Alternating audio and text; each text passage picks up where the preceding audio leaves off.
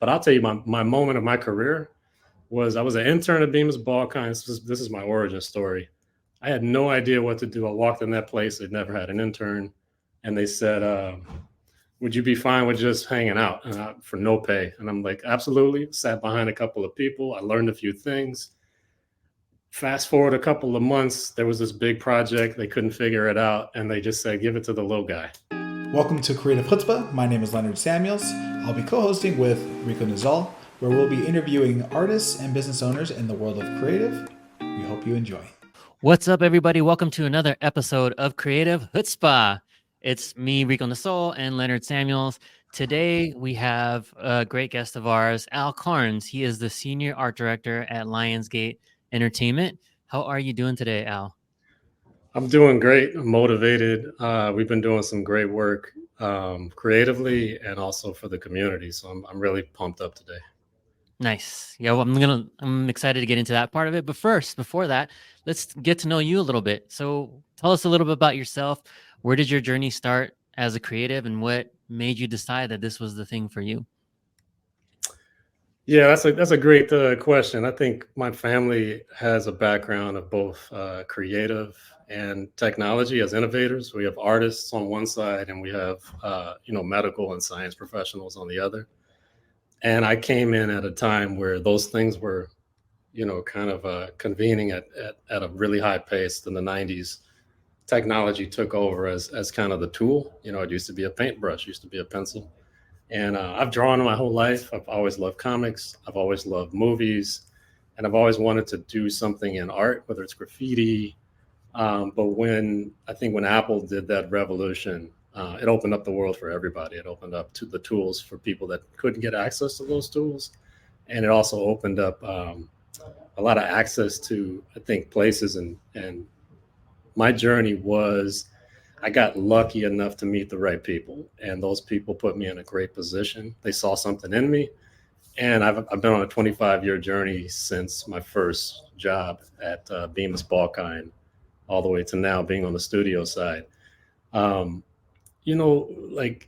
think when you're attracted to creative, it's just because it's in you. It's just because it's part of your soul, and wherever where you go with it, whether it's music, whether you decide to do visual, or you're just, putting that into people. Like teachers to me are creative people.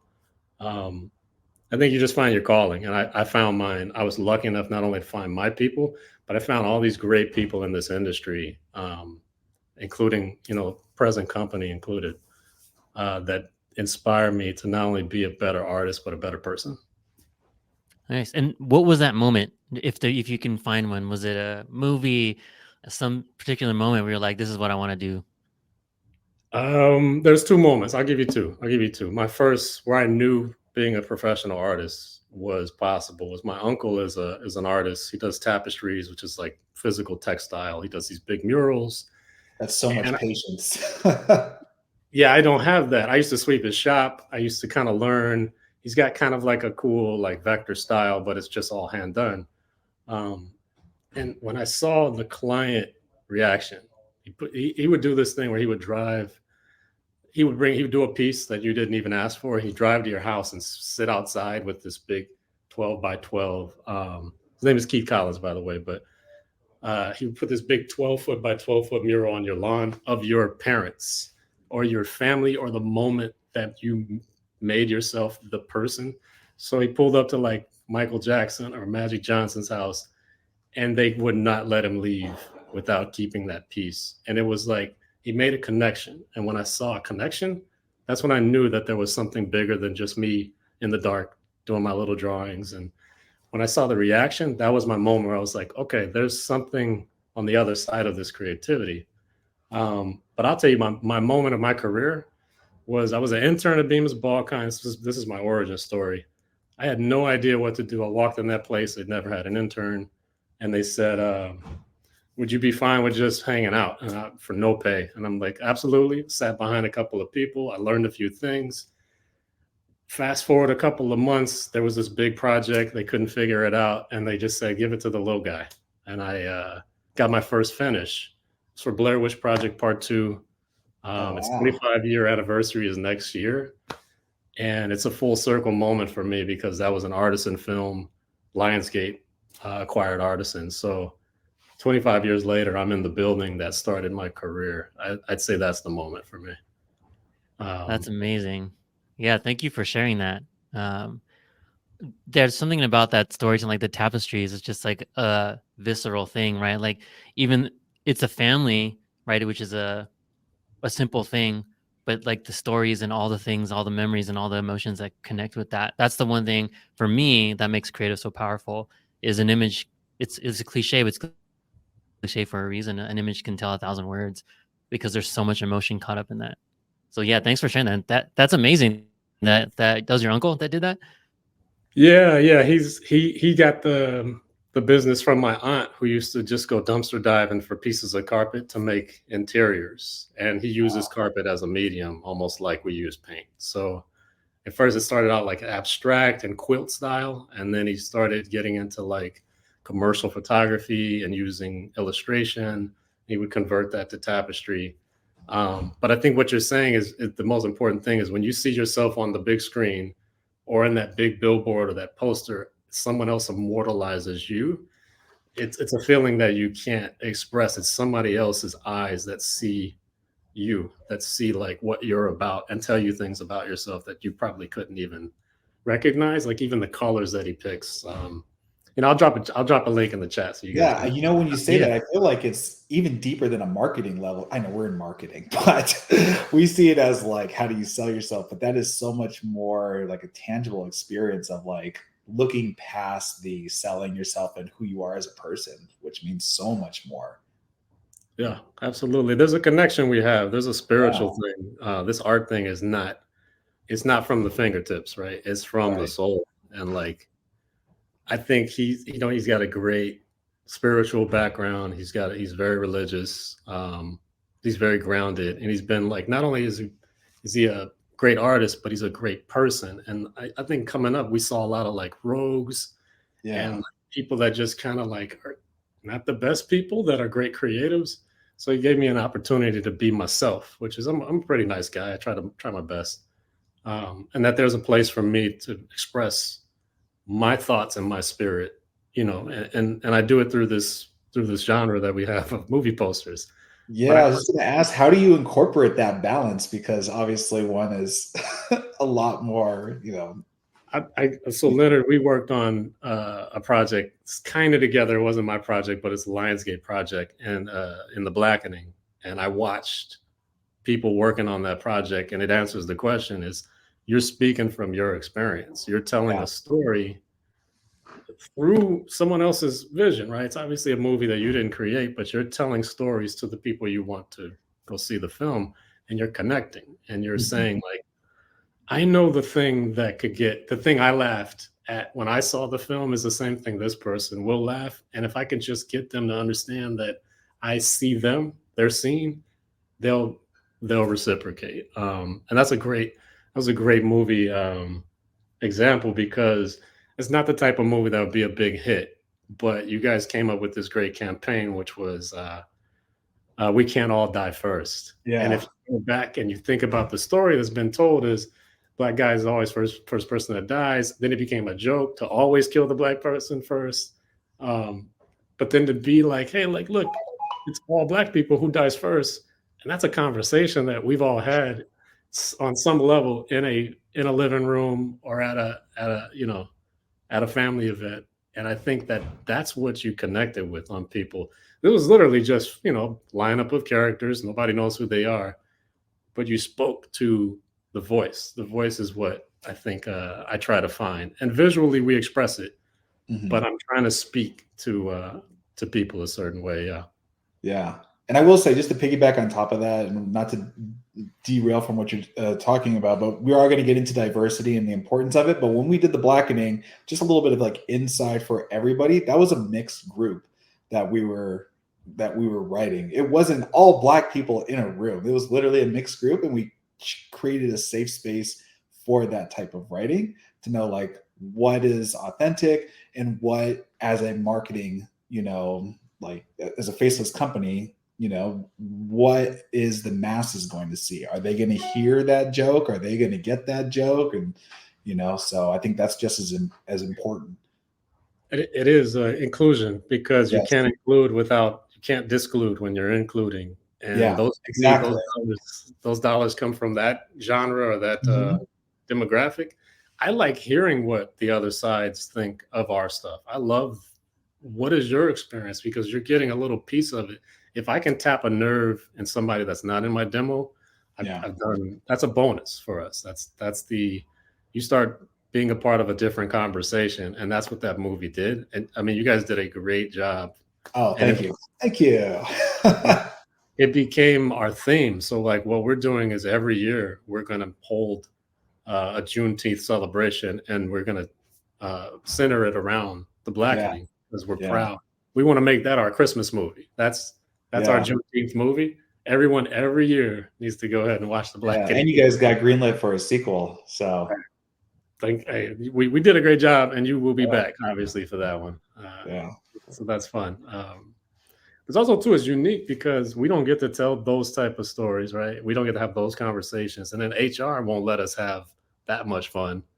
Yeah. And you told me this story about the diversity of the room and how it's Yeah. a safe space. That is Yeah. very important. That's like the most important thing. If you look at, I won't get into the diversity thing yet. I know you guys have questions, but if you look at me, I know what I look like. I know what I sound like. I don't come across as one thing or this thing or that thing. You kind of have to know me or guess to figure out where I'm coming from, where I'm going, or what my perspective is. And so I feel like I'm one of those people that's like, if you reach me, you're reaching a bigger audience. Because I have diversity. I'm of mixed race. I identify as Black, of course, but I have family members that go from every spectrum of the wheels. So certain sensitivities, like skin color and where you're from geographically, all those things are really sensitive. Our grandparents really went through a lot. So we're still making moves, but it's nice to have a little fun. It's nice. I think that was like a turning point where people got to make fun of something that they kind of don't always get to make fun of. Mhm. I And really that was the whole point of it, is that we're inviting cultures in. We're not trying to exclude people out. And I think that's what gets like muddied up in this whole process, is that they're like, oh, this is a tentpole type movie and we're only trying to market to these people. And it's like, okay, well, how do we bring it? You're trying to bring in a bigger audience, but you're also trying to speak authentically to the projects that you're Yes. on, regardless of any type of creative that you have. Absolutely. You got to think bigger than what the demo is. Because they'll say Yeah. like, "Oh, I don't get the movie." You'll get it if it becomes pop culture. You probably don't get Cowboy Carter, but you get it because it's part of the culture. Like, you're not the demographic, but you can respect it and understand it. If we can reach to the point where our films, and I'm not just talking about Black films, I'm talking about films in general that are Exactly. underrepresented, people of color from all walks of life. If those films are just viewed as films and not Black films, that's the goal. Because I don't do Black marketing. I do marketing. I'm trying to get everybody to come see this thing. Yeah. But of course, we keep it authentic and true to the the I guess the spirit of the demographic. And like, for example, Snoop, for a good example, is like, he wants to reach our audience. He has his audience already. He doesn't need any more people. He's got the whole earth watching him, what he does. What would he need us for? Because we have one thing maybe that he's looking for. He's looking for this particular audience, international, bigger reach, or he's just looking to like change the opinion that you have of him. He's just rapper. Well, now he can act and he can produce and he can be a mogul. And I think that came in, that's the same intersection of Apple with technology. There's also empowerment of people and letting people start to dream a little bigger. The gatekeeping was kind of eliminated. And I took advantage of that. I went and I knocked on every door I could to try to find out all the information that they've been keeping from everybody for so long. And then the internet blew up and now we all got it. So it's called competition now. That leads me back to, I really want the next generation to have the proper education, the proper tools, and prepare them for what I think the future is going to be, because we can't keep teaching them these old 1980s way of thinking. Red type on a white background is a comedy. That's over. It's done. We're done with that. Yeah, I mean, it's a good segue to getting into, like, you also own your own creative agency and creative business. So let's get a little bit into that and your personal mission for that.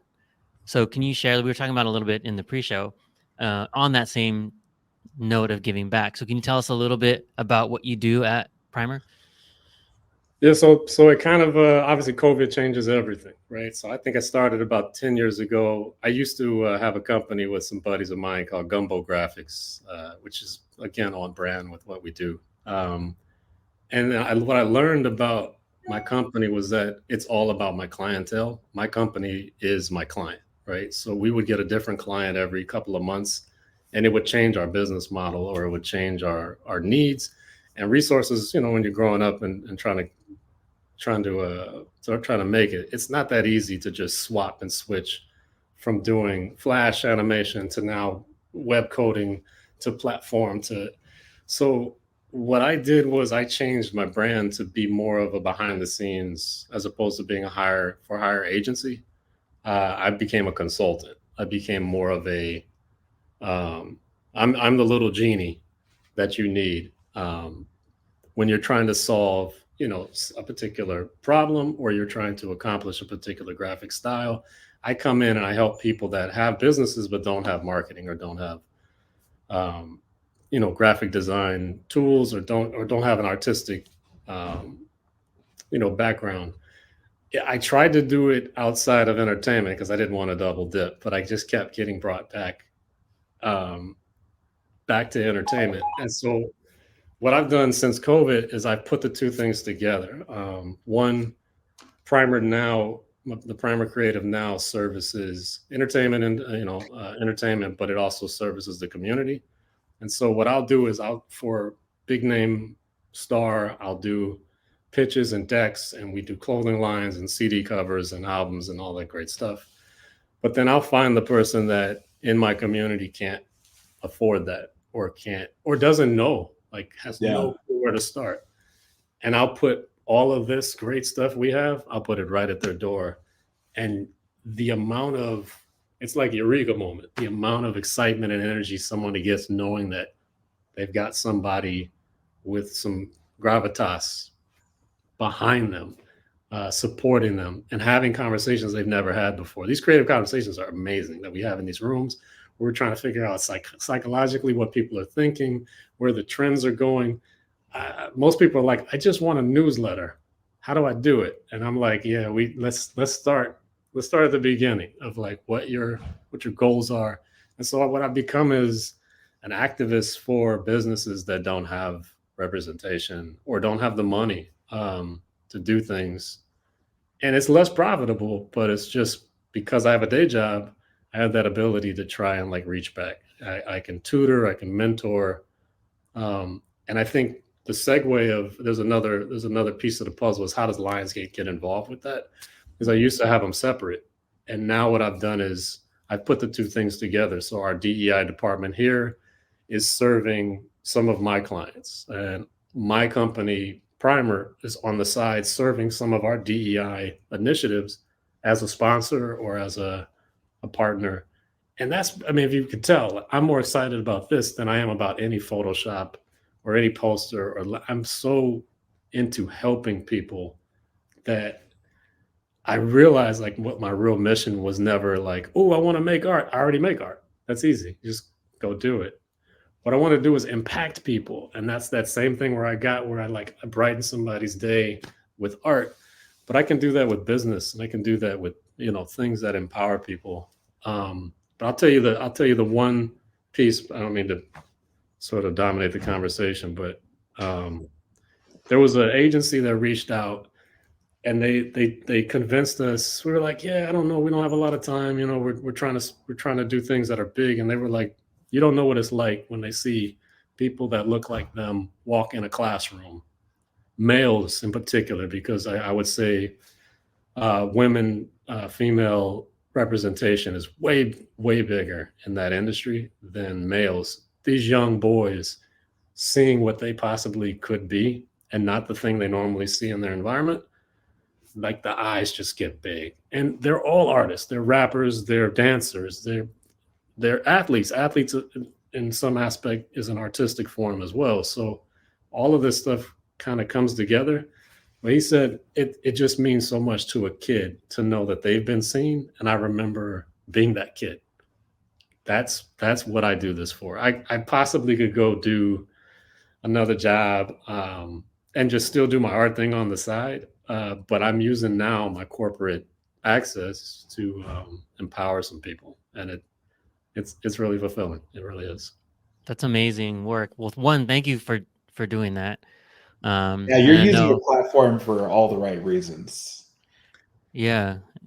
I like the fact that they've given me that opportunity. I've been to plenty of companies. I worked everywhere. Sony, I would say Beats by Dre was where I saw the impact. Before Apple bought them and it became sort of more corporate, they were pushing culture in a way, like it's still a profit model and they're doing they do a lot of stuff, but for the community, but their reaching the culture was a particularly eye-opening thing where it was like, hey, this demographic doesn't buy this, or this demographic won't go here. And it was like, because you don't know how to speak to them, they will come out to theaters. They will, if you understand how to speak to your audience, you can get them to follow you. So I think when I got here, I looked around and Blackening was the project where I was like, hey, I'm not seeing things that I necessarily support or agree with on this. Who do I talk to? And they said, we have an entire company inside the company that's based just to field your concerns. And immediately they wanted me to be a part of the diversity, equity, and equality and inclusion. And then we have this thing called the ERG, which is Employee Resource Groups. So I'm now a board member on the group for nice. It's the Alliance for Cultural Change, and we do outreach. So the first week, they're like, yeah, so you're going to talk to USC. 1,000 students are going to show up, and then I'm going to introduce the Blackening movie, and they're going to watch it in the Jumbotron in the stadium. And I said, I'm sorry, what? I sit in the dark all day just pixel popping, so I can't necessarily say that that's for me. And they say, you'll be fine. I walked into the stadium. I'm on the center court, USC, and that's when the moment came back. See, what you guys don't know, and a lot of people don't know about my background, is I used to be lay it down for us, Al. What's going on?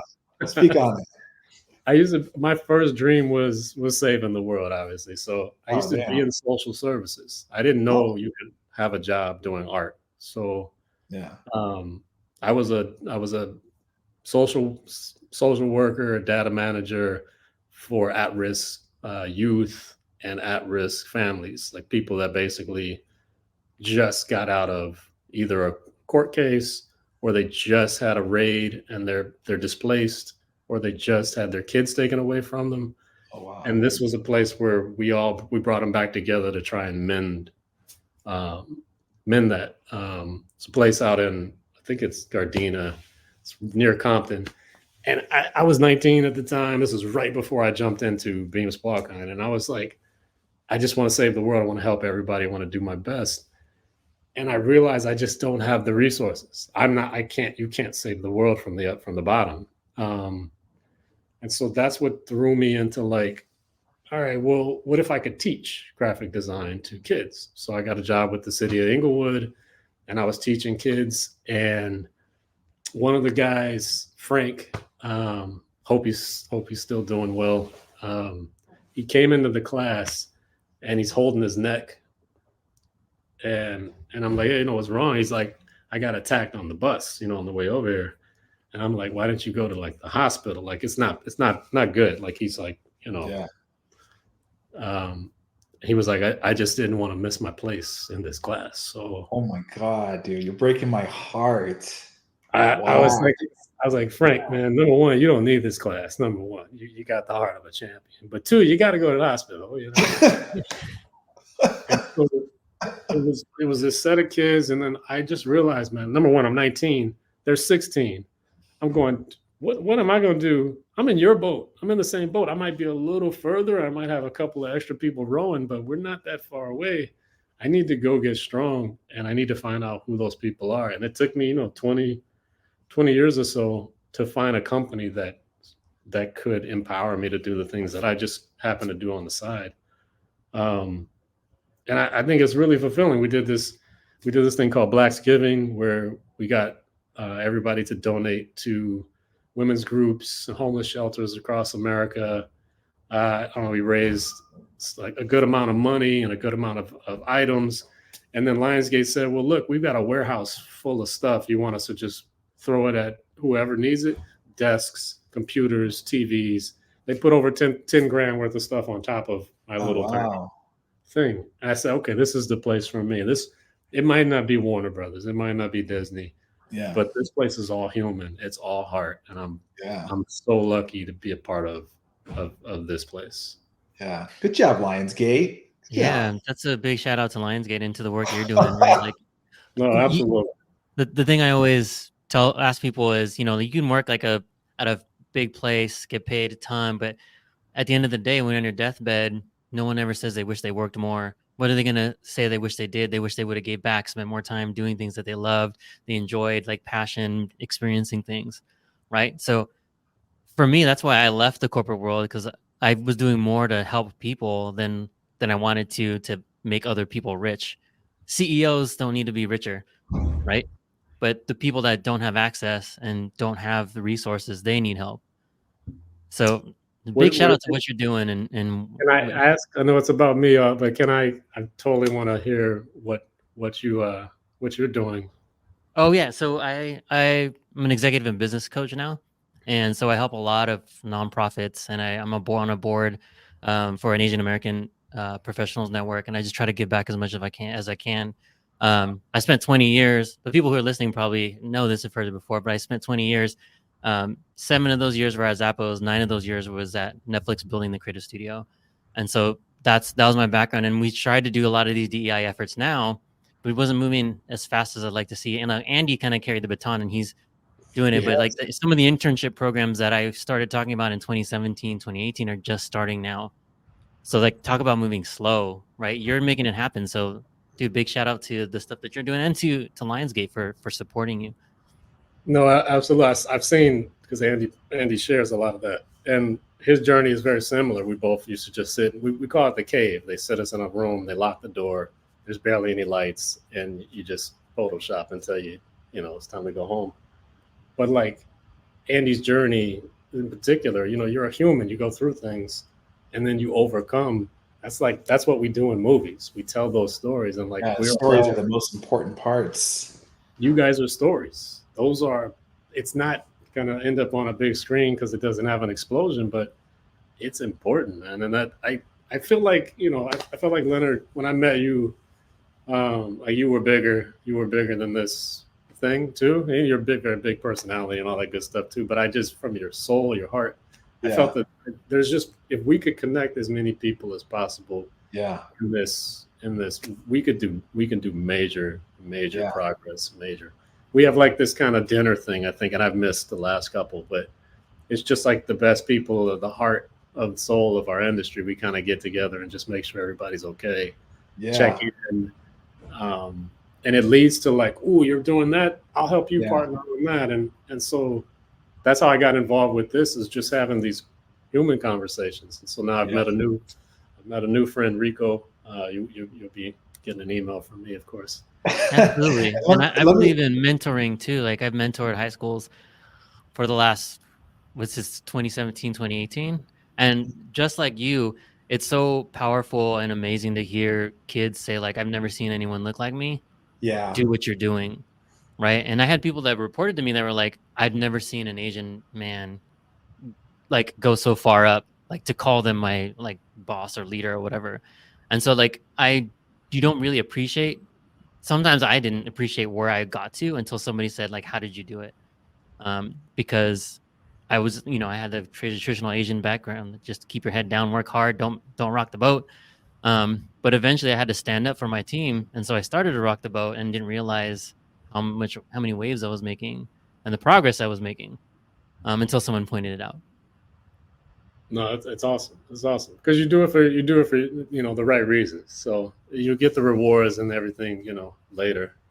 But like, yeah, we're lucky enough to be in this thing. And every day I wake up and I go, I don't have a job, right? I have a passion. Yes. Oh, wow. Quote that. I don't have a job. I have a passion. I haven't had a job since I left the city hall of Inglewood. I have not worked a day in my life because this isn't. Yeah, it's tough. This is probably tougher than just if I would have got just a regular business degree and sent some emails. There's a stress on this, but this also is like it's exercise for a part of your brain and a part of your soul that a lot of people don't get to do. We get to get it all out. We get to express a lot of things that people are just frustrated. We have visual ways of doing it. Like, this is crazy that we're talking. My first tool is not speech. It's the eyes. It's showing you. So even in meetings where they're like, well, why did you do what you do? I was like, the left hand just decided to push those buttons. It just kind of happens. Like it's piano. You're going. You don't stop to think, oh, is that the right note, or is that? It's just a part of you. And so like us even having these conversations is a progression for us. It's a progression for artists that don't have a voice normally. That don't have. Let me ask you real quick. Would you consider yourself an introvert or an extrovert? I am as introverted as you possibly could get, and then I stick myself in situations that are extremely uncomfortable. So, okay, so for a lot of us creatives, that this is a huge panic attack already to be in this little rectangle. How do you go out there to USC to speak in front of over 1,000 people to be on these boards? You have to keep putting yourself up front. How do you do this? I'll be honest. If I had to take credit, it wouldn't be me. I have inspiration from my family. I would say my grandfather is he was a radiologist, but he was a professor. So his job was getting up in front of not only 30 people, but he would go to these conferences and speak in front of thousands of people. And I originally was going to be in the medical field. I love technology. He's a radiologist, so it was still imagery. He was using Photoshop when I was in grade school. So I think what you have to do is you have to just challenge yourself the same way you challenge your creative. You are a piece that you're working on. You're molding and you're shaping yourself the same way you're retouching and making that great person. I can make them look good. I can make myself look just as amazing. And then you just, once or twice you do it and you go, hey, they like me. They really like me. And that's all you need. You just need somebody to kind of go, you belong and you're enough. But I just don't like it. There's a thing. So you're like giving these motivational speeches, and inside you're like, I wish I was not standing here, but it's necessary. They are necessary. There's a greater need. Well, I want to give even another perspective, and maybe Al, you maybe feel this, but maybe don't articulate it. So tell me if I'm wrong, because this is how I get myself over that. Is because a lot of places I've been, rooms I've been in, conferences, presentations I had to give, I was either the only creative or the only minority. So if I didn't do it, I was representing more than myself. So if I stepped down from that challenge, I was doing my team of creatives a disservice, and I was doing my race, my background a disservice. Ooh. Because I represent more than just my perspective. I've represented, if I had a team of 150 creatives and I was the only creative in the room, I'm letting 150 creatives down by not giving my perspective. And then all the Filipinos that are wherever, if I deny that opportunity, then I'm keeping them down that much longer. That's a lot of pressure. Wow, that's a lot of headwind. There's a lot of pressure. But that ultimately was what got me to like, it's more than me. Yeah, exactly. This is something that's bigger than myself. Yeah. And so for that, I can work on myself to make this easier. And there's a quote I always say is, if it doesn't challenge you, it doesn't change you. So got to constantly be challenged. I hope people that are watching this are jotting this down. Also, Al, you had mentioned Pixel Poppin', which sounds like a Cardi B song. So I see, that's the thing. My voice comes. I'm bringing like that. Pixel Poppin'. It's the new album. Yeah, like our flavor is unique, and it's needed. And then if you don't express it, they never hear it, right? So Yeah. then they don't get to make the decisions or the changes or appreciate your culture. But you guys mentioned something. I think it was mental health was kind of a tie into this. So being introverted and being stuck in that room for years, I've seen it destroy people. I've seen it just absolutely change who you are as a person. You're still making comps and you're still doing great work, but your life is just gone to, a place where only thing working is when you're at work. To me, that's how a lot of us artists kind of get trapped into. At least that's the way it used to be before. The computer was slow, right? It was slower than it is now. The internet was slower. Everything was just slower, so you're stuck. And the mental health part of it, I think I saw it early, was people kind of burning out and cannibalizing each other and doing that. So I took that side of me that was sort of business and sort of in like uh, non-artistic, and I started developing that side so that I didn't just become one thing that I couldn't get out of my own space. I couldn't. I got a buddy that like he can't really do anything else other than this job, right? This is all he can do. If they ever take away, like if AI comes over, he's got nothing else. So being well rounded is a thing, but it's depressing him. It's going to the point where he's just like, I'm just going to get a job at a sandwich shop, and I'm like, you could take everything that you've learned and apply it to a new thing. The world's changing, it's innovating, but that's how you accomplish mental health steps, is you open yourself up to things that you're not used to, and you open yourself up to people and places, and you get love. You need the love. You need the love from these the youth, from your peers. If you're just stuck in a room all day, I mean, nobody knows who I am. I went to a couple of agencies. They were like, who are you? And I was like, I've done all of this. They were like, we've never heard your name. It's like, because I can't sign it. I can't sign a poster. You're never gonna know it was me. And then you end up feeling a little bit like mentally, you know, depressed. I'll be really honest. And then there's those times where you're not landing art. It's just you need to have an outlet, and you need to have a way to develop yourself beyond. Yeah, that outlet is so important.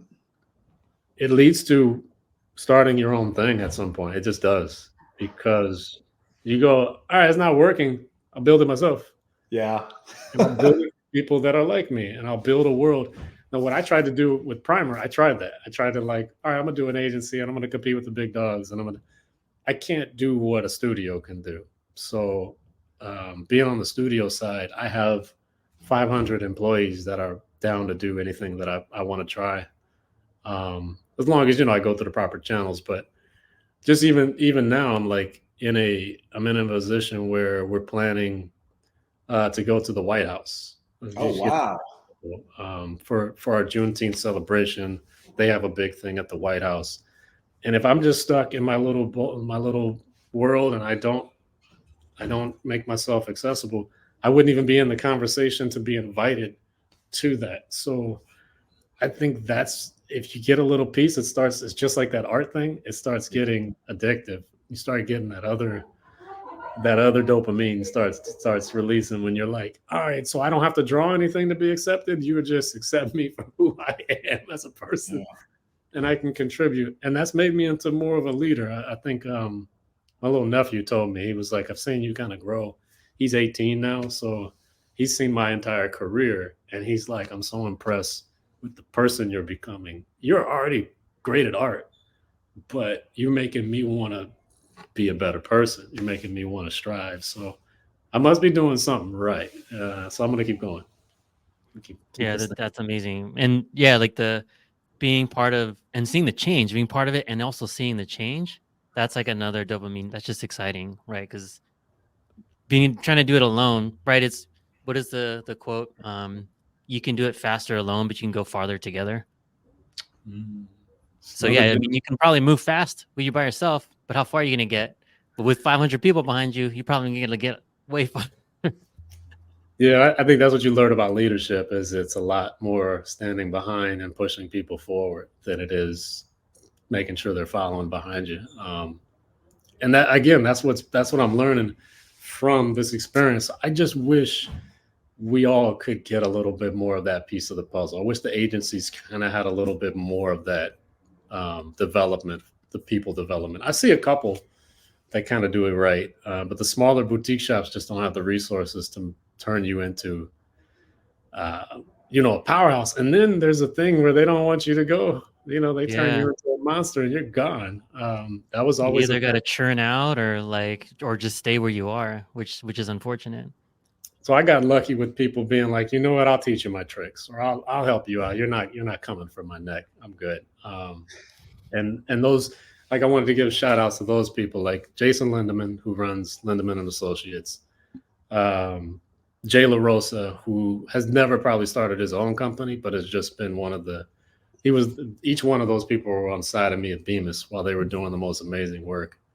And obviously my uncle Keith Collins, she's shown me an inspiration. But my mom is not an artist. My mom is a business person. She's in real estate. She's in philanthropy. She also does tons of community work. Like, her big story was, the night, April 16th. It's April, so it's 32 years since the riots. And her big thing was, everybody's story is like, oh yeah, I went and stole a TV, or I broke a window. Her story is she went and cleaned up the neighborhood. That's what my experience was. And that's the responsibility that I was put in place to succeed. I cannot be the person that goes down those roads. And we have a new film called 92, where the whole premise is a father who's gone the wrong way. He's seeing it in his son on the day of the riots, April 29th, 1992.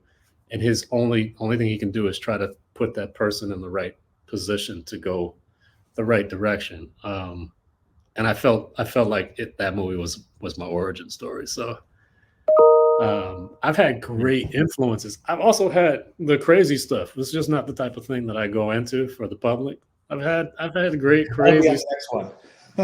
Yeah, you could do a dark series. You could do like a whole underbelly series. Yeah. Well, I know we're running up at time, but I do want to get this question in, because there was already a lot of nuggets you dropped for people, whether they're in now or they're planning on. But if you could either tell your younger self something or give the young people some advice, what piece of advice would you give your younger self or young people today if they're thinking about getting into this industry? That's one of the best questions. Like, I have my thoughts, like what I would tell myself and then what I would tell people. So in the beginning, I think I just wanted to learn. And I think if people are open, and it's very rare now because of the way everything's so quick. I want it now. I wanted to learn. And if people just take the time to master their craft, whatever that craft is, you start with what you're good at and what you know, and you master that before you move on. The second thing I wanted to do is I wanted to belong, right? I wanted to feel like I was needed or wanted. And I think that value is in yourself. That takes time to develop, where you feel like you're not an imposter. And that advice I would give to people that give up too quickly. Don't stop just because you haven't mastered it or because someone told you that you're not good enough. Those should be motivations to prove them wrong. Like, that's, you don't want to belong to the wrong group. Those are the wrong people to belong to. You want to find the people that are your people that can make you strong. And then I wanted to compete would be the other way I looked at it. Was once I got good enough and I'm in the room, now you got the monster. The monster's here. So I'm not just here to participate. I'm here to dominate. I'm here to win. I'm here to take over.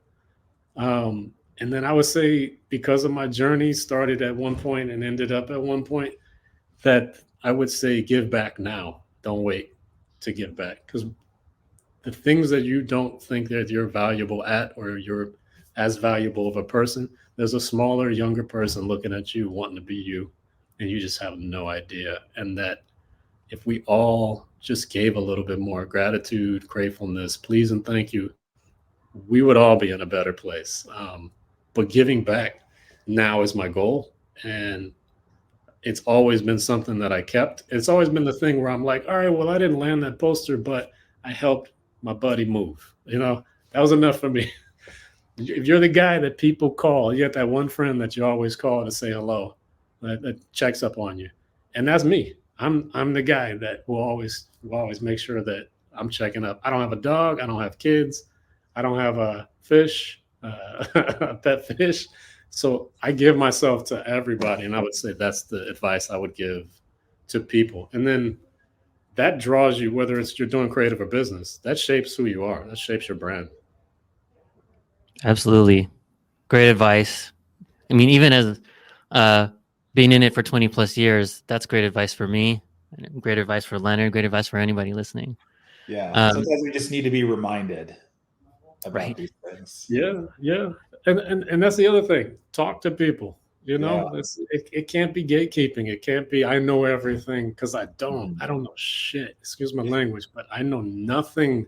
My future me is going to look at me and go, dude, I wish you had this.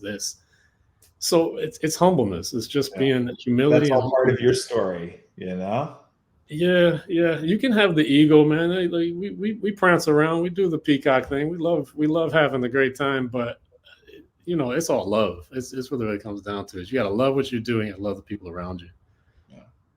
Yeah, and on that theme of like getting uncomfortable, getting to know people, having conversations, the thing I always tell people, ask themselves, what's the worst thing that can happen? Right? Somebody says no, or like not right now. Yeah, then nothing lost, right? Nothing gained, but nothing lost. I envy those people that speak up in the meeting and say the dumbest thing and have they have no clue, and it didn't hit them at all, and they keep going. And next meeting they're going to say something. Just those people are free. I'm not that.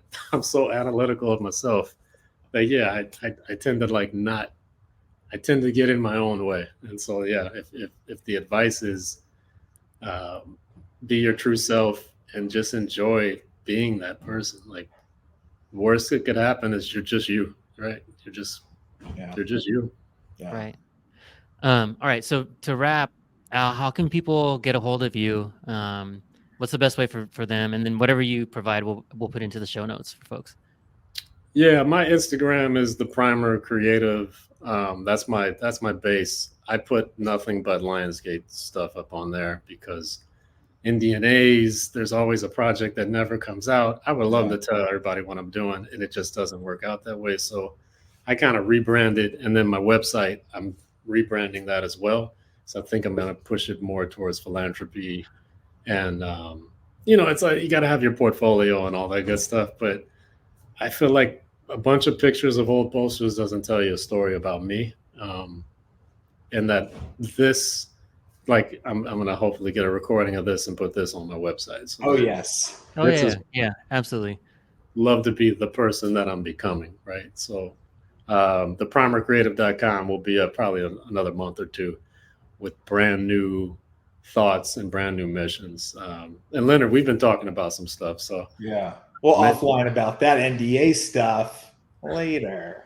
So one thing I want to do before wrapping it up is, you all talked about you have a dinner just to make sure everyone's all right. I'd love for us to get back together and see how we can scale that up to expand that and make something bigger than ourselves.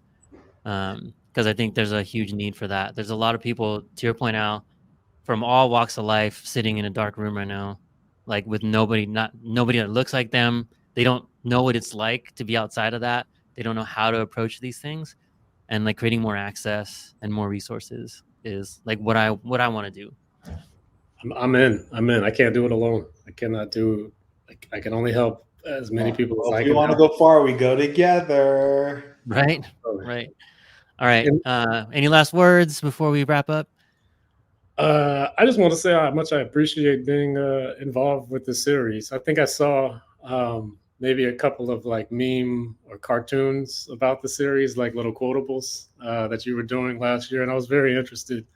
I think that this is the inspiration, like just seeing people do different things. It's just amazing for me. So what you guys are doing is great, and I wholly support it. And I'd love to see, where you guys go from there. Thank you. Well, we can't Right do on. it without you. We can't do it without everyone that's interested and wants to get involved, because we're all just trying to make everything much better, and it takes chutzpah to be creative. So Yes, it does. Absolutely. On that note, Rico and the Soul, RicoandTheSoul.com, Leonard Samuels under Zadie Creative, and Al Carnes, our guest. Thank you from the Primer Creative. Thanks for joining us. And we'll see you on the next episode of Creative Chutzpah. Peace. thank you for watching Creative Chutzpah. Hope you enjoyed it. I think you did. I saw a few smiles over there. All right. And make sure you turn into Rico Nazal's Creative Leadership with Heart. All right. He's pretty good. Okay. Give him a chance too. All right. And we'll see you next time. And make sure you nosh on something. You're too skinny. You're too skinny. Get out there and eat. All right. Enjoy the rest of your day.